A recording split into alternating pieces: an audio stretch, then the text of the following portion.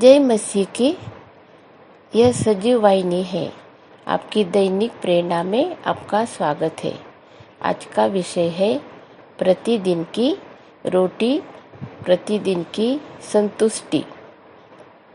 हम वचन पढ़ते हैं नीति वचन 30 अध्याय और 7 से लेकर 9 तक। मैंने तुझसे 2 वर मांगे हैं, इसलिए मेरे मरने से पहले उन्हें मुझे देने से मुंह न मोड़। अर्थात व्यर्थ और झूठी बात मुझसे दूर रख। मुझे न तो निर्धन कर और न धनी बना। प्रतिदिन की रोटी मुझे खिलाया कर। ऐसा न हो कि जब मेरा पेट भर जाए तब मैं इनकार करके कहूँ कि यहोवा कौन है, या अपना भाग खोकर चोरी करूँ और अपने परमेश्वर का नाम अनुचित रीति से लूँ। यहाँ पर हमारे जीवन की 2 मर्यादा बताई है कि ना ही हमें ज़्यादा अमीर बनना है, क्योंकि हम परमेश्वर को भूल सकते हैं अमीर बनने से। ऐसा लिखा है वचन में, हो सकता है वैसे।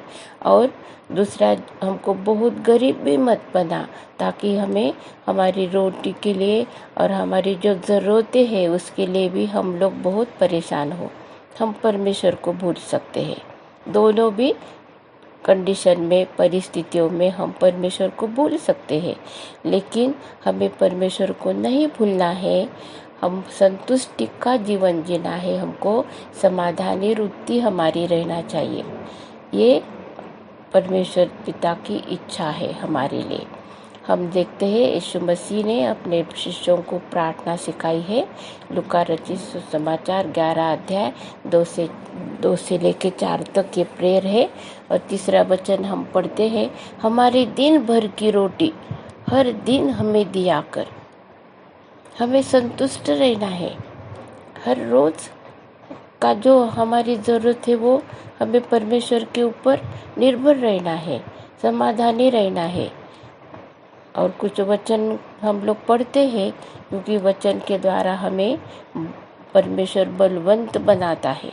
जब हम ये वचन है परमेश्वर के सच्चे वचन, और ये हमें हमारे विचारों को और हमारे विचारों को, हमारे हृदय को ये बदलने वाले, हमारे जीवन को नया मोड़ देते हैं और हमें सुधारते हैं। आइए हम पढ़ते हैं नीति वचन 15 अध्याय और 16 वचन। घबराहट के साथ बहुत रखे हुए धन से यहोवा के भय के साथ थोड़ा ही धन उत्तम है। यहाँ पर घबराहट लिखा है। यहाँ पर जिनके पास में बहुत धन रहता है, सच में उन लोगों को बहुत डर रहता है कि कोई चोरी करके लेके जाए करके। लेकिन आजकल के अभी इस समय पर बैंक में रखते हैं धन, डब्बे बना के बड़े बड़े ताले में रखते हैं। लेकिन अगर घर में भी है कुछ, तो डर ही है उनको। जो बहुत धन रहता हो तो चोरी होने का डर है। लेकिन हम लोगों को ऐसे जीवन जीना है कि हमें डर नहीं रहना चाहिए। और ये धन हमारे डर का कारण नहीं होना चाहिए। इसलिए हमारे लिए वचन है ये। और यहोवा के भय के साथ, परमेश्वर का भय के साथ में हमको जीवन बिताना है।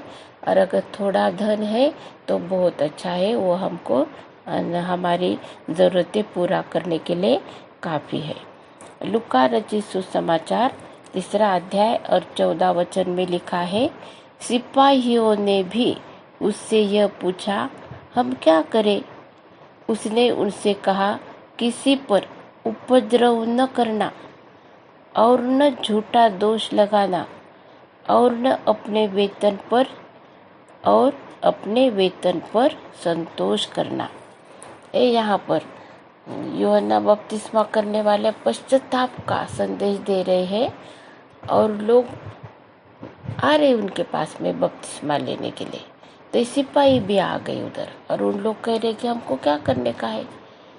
तो उन्होंने बताया, व्यावहारिक बातें बताई उनकी, उनके जीवन से निगडित जो रोज करते हैं वो बताया। आज के भी इस समय पर भी है। और फिर हम लोगों का किस प्रकार का हमारा मतलब ये व्यवहार रहना चाहिए। यहाँ पर लिखा कि तुम लोगों को किसी को भी दोष लगाने का नहीं है। और अपना जो अब वेतन मिलता हमको, जितना हमको मिलता है उसी में ही हमको मैनेज करने का है, उसी में ही हमको खुश रहने का है। ये सीधा मार्ग है, ये परमेश्वर का मार्ग है, और वही मार्ग पर हमको चलना है। अभी हम लोग देखते हैं भजन संहिता 55 और दूसरा वचन में देखते, मेरी ओर ध्यान देकर मुझे उत्तर दे, मैं चिंता के मारे झटपटाता हूँ और व्याकुल रहता हूँ।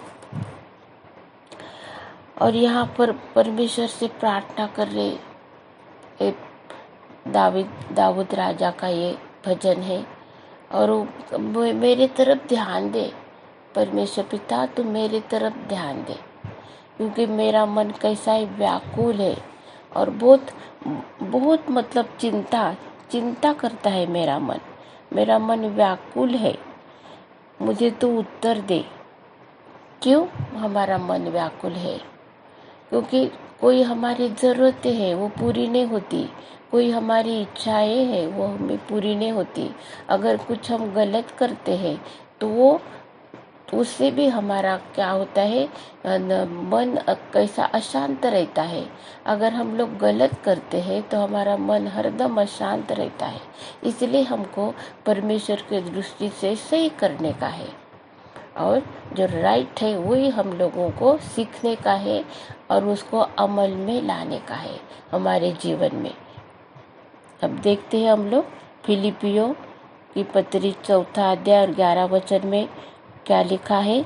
यह नहीं कि मैं अपनी घटी के कारण यह कहता हूँ, क्योंकि मैंने यह सीखा है कि जिस दशा में हूँ उसी में संतोष करूँ। कितना अच्छा ये वचन है, हर एक के लिए ये वचन है कि हमको सीखना चाहिए हमको, कि जितना हमको परमेश्वर ने दिया है, जितना हमारा पेमेंट है, जितना हमको मिलता है पैसा, उसमें हमको मैनेज करने का है, उसी में हमको संतोष रहने का है। ये हम लोगों को सीखना है। संत पौल कहते कि मैंने सीखा है ये बात, और हम सब लोगों को सीखना चाहिए। जो सीखे, जिन लोग सीखे हैं वो उन लोगों के लिए प्रभु को धन्यवाद। और जिनको सीखने का है तो अभी भी समय है, हमको सुधारने का, हम लोग सीख सकते हैं। अब और भी हम लोग पढ़ते हैं फिलिपियों की पत्री 6 अध्याय और 6 से लेके 8 तक है। पर संतोष सहित भक्ति बड़ी कमाई है, क्योंकि न हम जगत में कुछ लाए हैं और न कुछ ले जा सकते हैं। यदि हमारे पास खाने और पहनने को हो तो इन्हीं पर संतोष करना चाहिए। क्या मैं ये वचन के अनुसार हमारा जीवन है? क्या हम संतोष कर रहे हम हमारे पास जो है उसमें? अगर नहीं तो हमको सीखना चाहिए। इब्रानियों 13 और 5 वचन में लिखा है, तुम्हारा स्वभाव लोभ रहित हो और जो तुम्हारे पास है उसी पर संतोष करो, क्योंकि उसने आप ही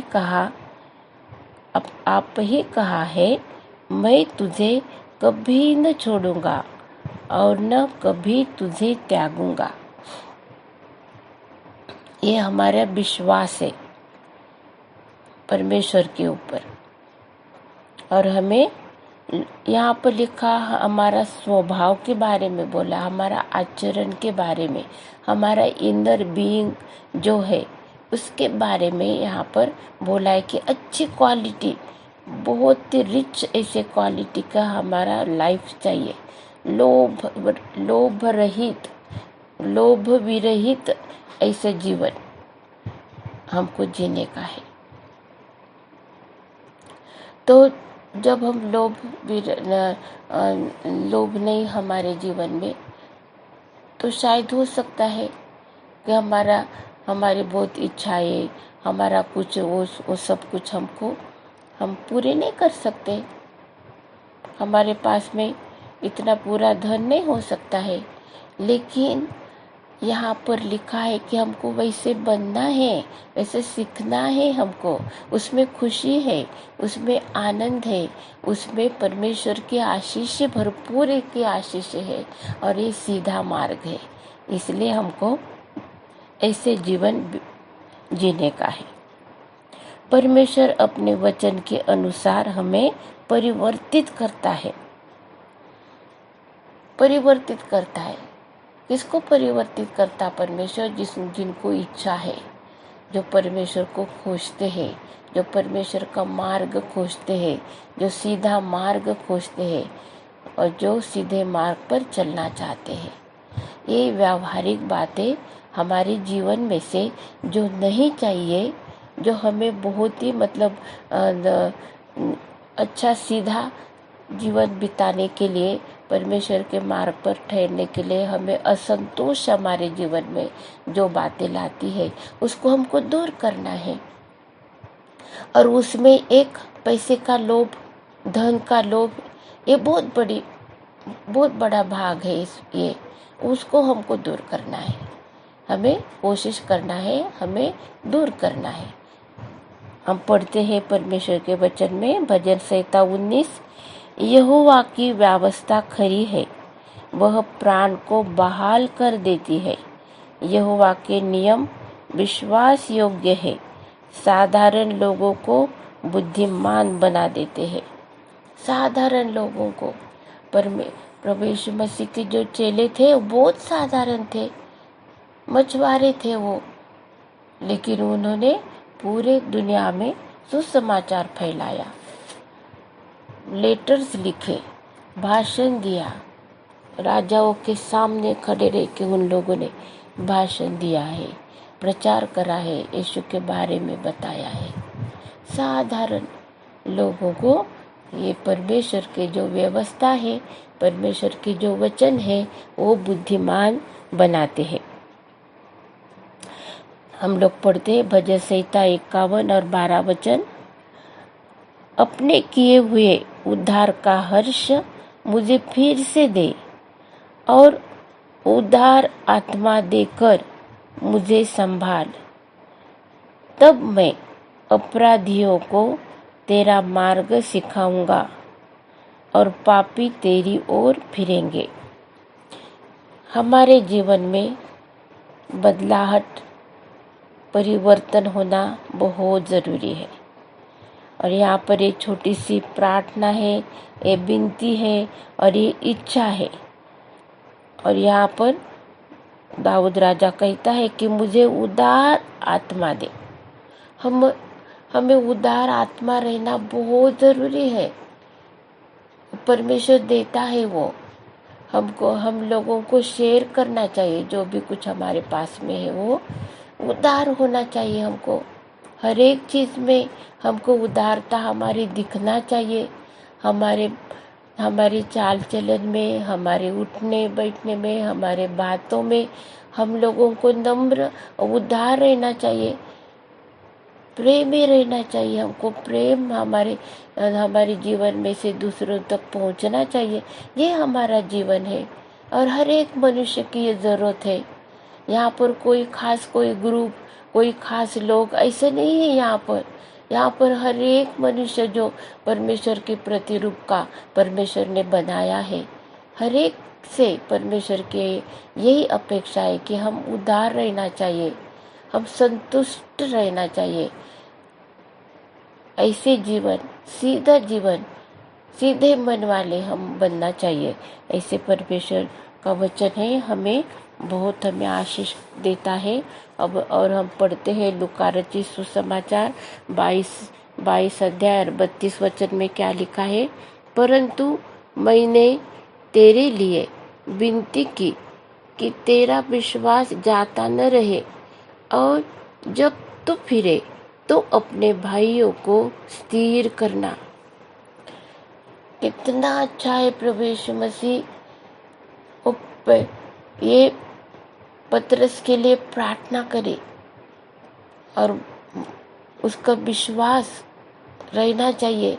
शैतान ने बोला, यीशु मसीह ने उसको बता दिया कौन सी कैसी भयंकर ऐसी बात है कि शैतान ने मांगा है मुझे कि तेरे ऐसा सूप पे ऐसा तुझे ये करने के लिए मतलब उड़ जाएगा जैसे हवा में। इस प्रकार का विश्वास पतरस का था, लेकिन प्रभु यीशु मसीह ने प्रार्थना करी। उसके अंदर बहुत सी बातें देखी पर में प्रभु यीशु मसीह ने लोभ रहित जीवन, संतुष्टि का जीवन, उदार मन उसका देखा है यीशु मसीह ने, और उसकी कमी घटी को उसने पूरा करा। विश्वास को उसको बहुत मजबूत करा विश्वास में, और अपने भाइयों को, विश्वासियों को और मंडली को उसने क्या करा है, तैयार करा है। ये हमारे जीवन में हमें ज़रूरत है। प्रभु यीशु मसीह देखता है और हमारे जीवन में कौन सी बात कमी है, लेकिन वो हमारे मन को देखता है।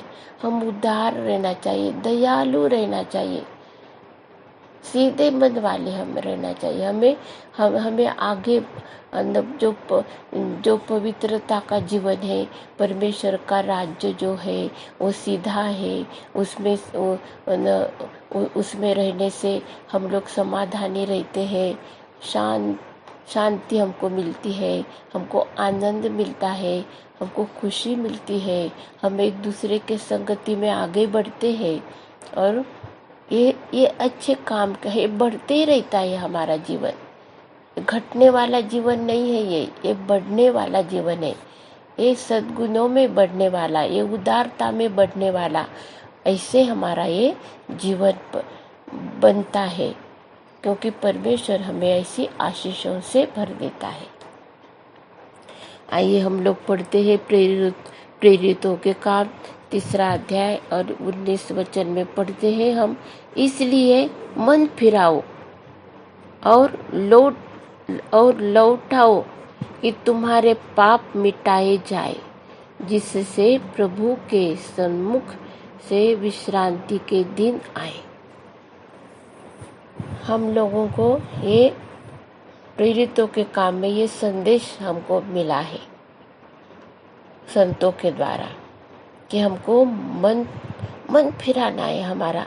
ये सब बातों से हमको मन फिराना है, सारे लोभ से हमको मन फिराना है, ये दुनिया के सब बातों से हमको मन फिराना है, और हमको संतुष्ट रहना है। जो भी हमको दिया है परमेश्वर ने, उसमें हमको संतुष्ट रहना है, इसलिए कि हम विश्रांति के दिन आए हमारे लिए। आत्मा में हमको विश्रांति मिलती है, परमेश्वर का विश्रांति का दिन है, उसमें हमको लेके जाने वाला है वो विश्रांति के दिन में। लेकिन उसका अनुभव हम ये दुनिया में और इसी जीवन में हमको करने का है। ये इसका मतलब है कि हम जब हम विश्वास का जीवन जीते हैं, तब हम लोगों को ये सब आशीषें प्राप्त होती है। याकूब की पत्री 5 अध्याय 19 वचन में, हे मेरे भाइयों, यदि तुम में कोई सत्य के मार्ग से भटक जाए और कोई उसको फेर लाए। हम लोगों को चौकस रहना है।